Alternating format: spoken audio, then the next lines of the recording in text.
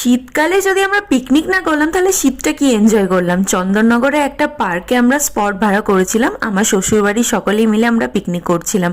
যেহেতু রান্নার লোক ছিল বলে সেরকম কাজের চাপ ছিল না, সকলে এনজয় করছিলাম। ফার্স্টে জলখাবার খেয়ে কফি চুমুক দিলাম, দেন কফি খাওয়ার পরে ভাবলাম যে ওখানে বোটিং ছিল, সবাই বোটিং করছিল, তাই সকলে একে একে বোটিং করছিলাম। খুব মজা হচ্ছিল, 30 টাকা করে পার হেড নিচ্ছিল, আর জলটা মোটামুটি পরিষ্কারই ছিল। ওখানে কয়েকটা ফটো তুললাম, একটু বোটিং করলাম, দেন খেলছিলাম ব্যাডমিন্টন, কারণ ওখানে কাজ করার মতন কিছুই ছিল না। আমি তো অনেক দিন পর খেললাম, সায়ক খুব ভালো খেলছিল, দেন সায়কের জামাইবাবু খেলছিল।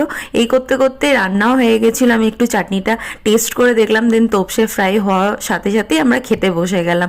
এখানে ভেজ ডাল করেছিল, মাটন ছিল, ফুলকপির তরকারি ছিল। আমরা খাওয়ার পরে আমরাও একটু খাওয়ার পরিবেশন করলাম, দেন বাড়ি চলে এলাম। ভিডিওটা লাইক, কমেন্ট, শেয়ার, সাবস্ক্রাইব করতে একদম ভুলান। দেখা হবে নেক্সট ভিডিওতে। ভালো থেকো, বাই।